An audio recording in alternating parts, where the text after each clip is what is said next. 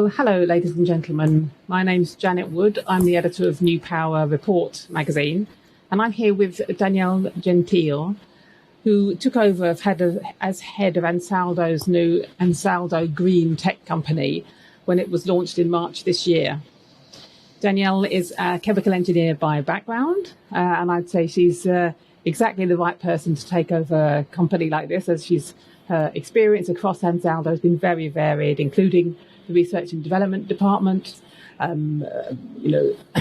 launching of new ventures, and all kinds of different parts of the organisation.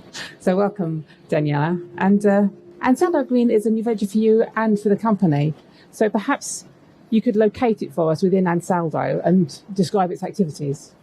Okay, so first of all, thanks, Janet, for the kind introductions, and good afternoon. So yes, some words about Green Tech. Ansaldo Green Tech was established to focus into the renewable energy market under all aspects, machinery and cycling management and digital tools, which are all aspects under rapid evolution. We have the mission to develop, to accelerate the diversification from gas in order to avoid inefficiencies, disruptions, and to be as much efficient as possible. Why did you take the decision at Ansaldo to bring these functions into a specific company? Some might say that the green agenda should be everywhere.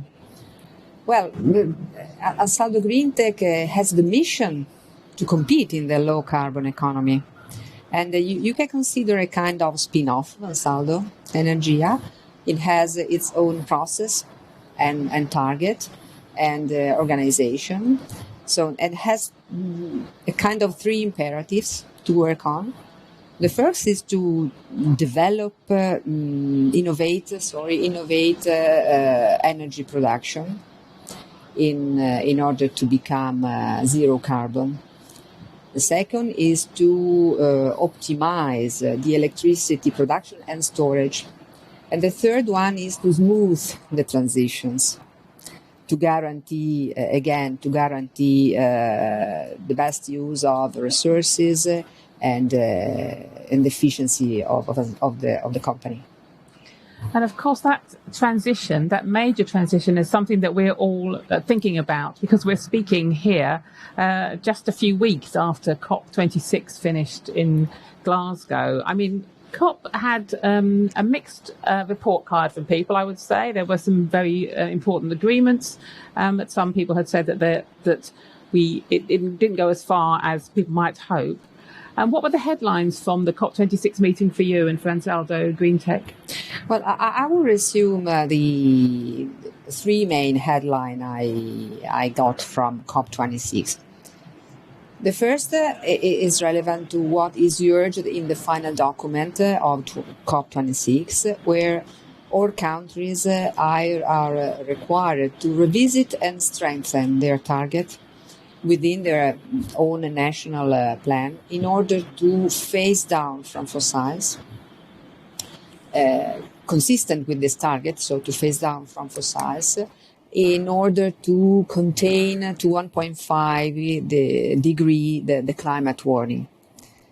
And this is a kind of an important, let's say, milestone. The second one is relevant to an intermediate milestone. I mean, if we want to be net zero around the middle of the century, by 2030, the CO2 emission shall have to be reduced by 45% compared to the level they had in 2010. And this is, again, another quite strong milestone. And the third outcome I got is on climate finance. Mm-hmm. I mean, again, in the final document, all countries commit to double, let's say, their collective share to face, I mean, all the needs for the transition, and to get to $100 billion as soon as possible. So those three milestones, in my opinion, all in all, signs quite a substantial step ahead. So stronger targets, intermediate milestones and some finance. But were there any areas coming out of COP26 that were a real disappointment for you? Well, I wouldn't say disappointment, so no disappointment. I think we are working in that direction, definitely. We have just some concern relevant to the cost allocation. Let's use some number. I mean, by 2030, 75% of the CO2 emission reduction falls within the power generation sector. And in the faster deployment of wind and solar, so into the renewable. And according to some latest figures extracted from World Energy Outlook 2021, by 2030, the electricity needs will reach 5 million gigawatt hour. And this is another important figure. And 100 gigawatt hour of coal by that day shall be retired. And 64% of electricity shall be generated by renewables, which is almost 23% more than the 2020 level. Okay. So, in a nutshell, we need 5 times more wind, 3 times more solar, and 20 times more storage compared to the level today. So, I would say that this is a kind of let's say, not a transition. This is a real turnaround, and to guarantee this turnaround, some kind of gigantic investment shall be mobilized, and it's clear that industry cannot burn this heavily cost for the transformation on its own. There is a clear imbalance, and this is the point where we have some concern. So let's get into that a little bit. Those figures that you gave were all very ambitious figures for the power industry, and that 5 times the amount of wind, 3 times the amount of solar, 20 times the amount of storage. Those are very, very ambitious targets, and the power industry really has to shoulder a lot of the burden of decarbonisation, especially in the early years. That's a requirement for technology, and it's a requirement not just to develop new technology, but to roll it out at the kind of scale that's needed. And in a lot of the cases, I think you were hinting there's a real finance gap. Do you think COP and follow-ups to COP and what's happening nationally within various countries will result in the right kind of investment framework to bring those technologies forward? Well, I would say that the energy cost and prices consequent to the let's say the goals we have and to the situation are making, let's say, the investment scenario very, very fluctuating. Let's get an example on green hydrogen, which is one of the pillars of this transition. Today, produced green hydrogen costs almost more than 5 times than gray hydrogen. So, and it's clear that this is an unclear imbalance between the investment and the sustainability, the profitability of the investment. Let's talk about carbon tax, which is another very important, let's say, element to judge the scenario. When it was raised, when it was set up in 2017, CO2 cost €5 per ton. In 2019, it cost €15 per ton. Today, it's steadily above 60. And it is projected to go to arrive to €100 per ton. So this is a good news. It's not a good news, of course, because phasing down from fossils will take time, and energy costs will be heavily impacted. On the other side, let's say raising the threshold for green hydrogen would make it, let's say, more competitive towards natural gas. And so it's a kind of acceleration of the hydrogen economy. So in the end, those milestones, those deadlines we have, and the green hydrogen will generate growth and create jobs. Mm-hmm. If we take as example what is written in the Italian hydrogen strategy guidelines, in the next year are expected a kind of 10 billion investment in green hydrogen, for green hydrogen, half of them from ad hoc funding. And this will create 27 million of gross domestic. So it means that there is quite a room for let's say for business in this in an environment like this. So I think hydrogen is going to be a very important new tool in the toolbox for us. And you mentioned again that startling figure for storage, 20 times the amount of storage.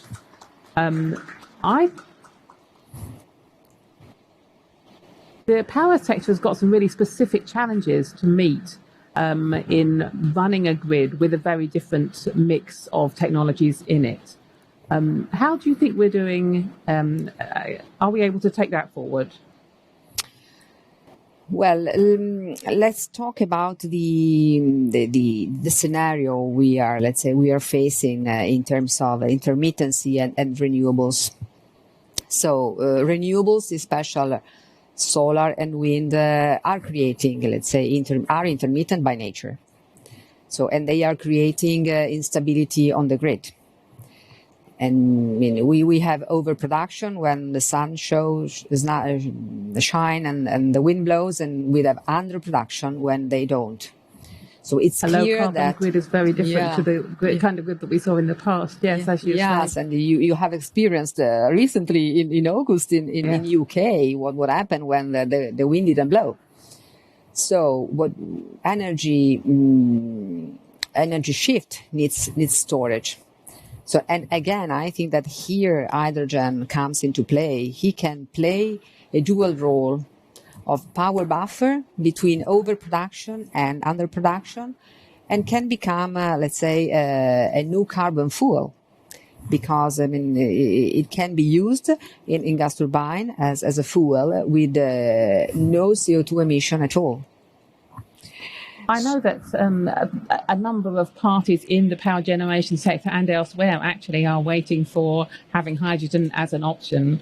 So when do you think generators and other people will be able to have power generation that's fully flexible between having natural gas as fuel and having hydrogen as fuel? I remember myself at a previous meeting run by Enlit that we discussed the characteristics that would be needed in turbines, but I think we've moved on from that now.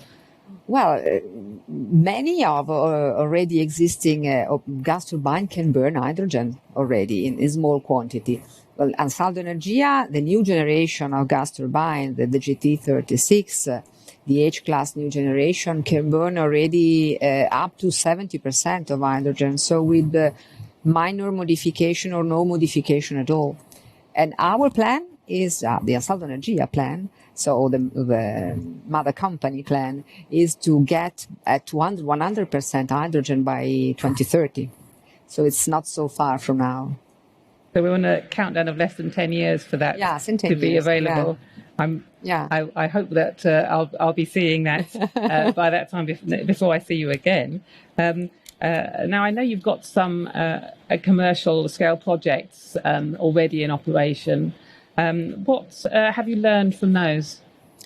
Well, the commercial project you are referring to is the Brindisi case. So, and I think that it can be considered for extension and duration, one of the most extensive experience of hydrogen within gas turbine in the world.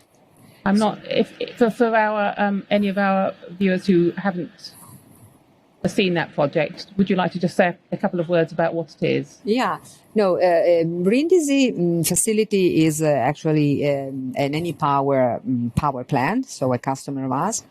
which has a facility in south of Italy, where is Brindisi. And there, since 2008, we have here an F-class gas turbine, which is named AE 94.3A, which since then, so since 2008, is using, let's say, hydrogen MIG blended in natural gas up to 25% as a fuel. Yeah. And we know with minor adaptation on burners, auxiliaries of balance of plant, and is the clear demonstration in that case that gas turbine can run, let's say, with blend fuel with hydrogen. And in some way, I will say that Brindisi is anticipating what will be the future situation. So the fluctuation of in the content of fuel of hydrogen.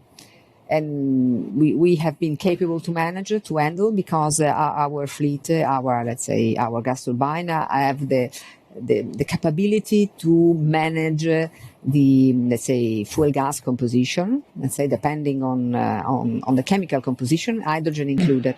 And they are conceived since the design phase as dual fuel. And so they can keep both the possibility to run with hydrogen blending gas while keeping their possibility to run 100% natural gas.